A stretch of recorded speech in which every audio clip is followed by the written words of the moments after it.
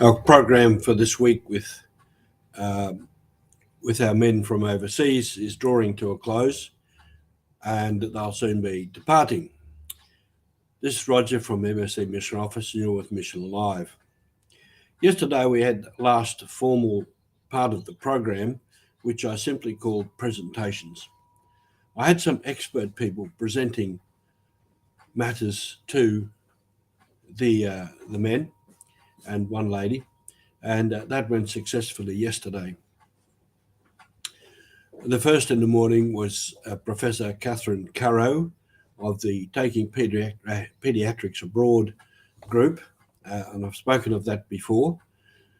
She gave a good presentation, reporting again on what they had done. They have done literally hundreds of telehealth sessions in many countries and slowly expanding to other new countries in Asia, Southeast Asia, and the Pacific.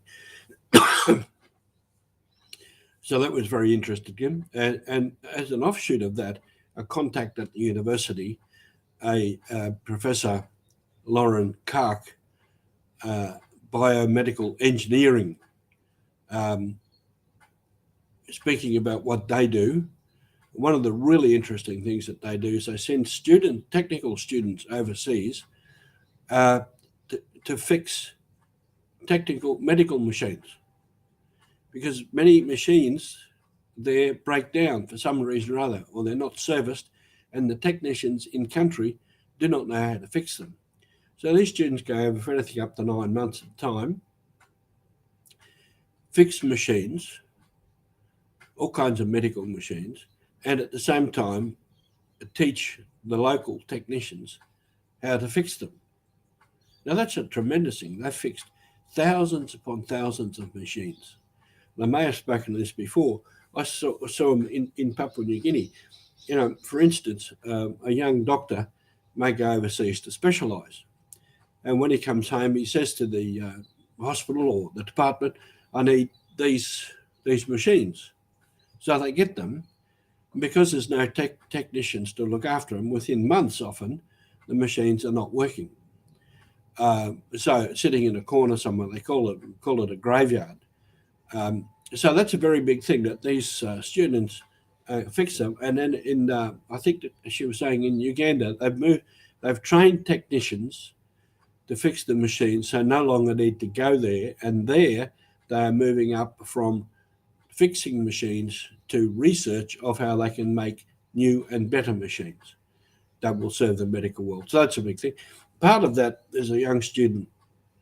He has made an uninterruptible power source light that can be used in theatres.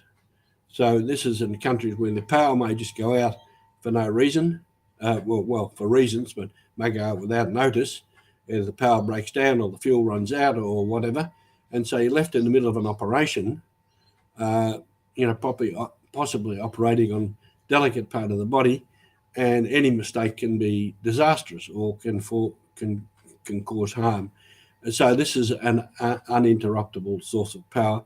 And what they're doing now is moving from the design and research and design to manufacture. They have to move now to link with a business person who will manufacture the light and hope to package it, flat package, so it can be easily moved, and hopefully make it available in other countries. So there are two that were on.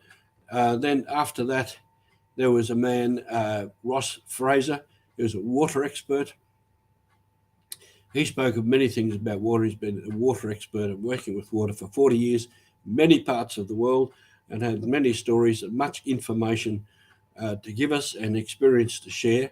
And that was really something that was very close to what we needed also, because of all the water projects we do and things he spoke about, our people could easily identify with and ask questions. And in the afternoon, we had Sally Neves, who's an environmental and ecological expert working in Western New South Wales, but also having travelled overseas to many countries, and our own Father Richie giving more input on things he's doing in the Centre of the Poor, facts and figures and statements from scientists and from church documents, including Pope Francis. So a very long, interesting day, but very beneficial for all, I think. And that's part of our mission, to also combine with the scientific world and the technical world so that we can do good for people wherever they are. That is a mission worth pursuing. Thank you. And I wish you well in your mission today, wherever that may be, and throughout the day and the rest of the week.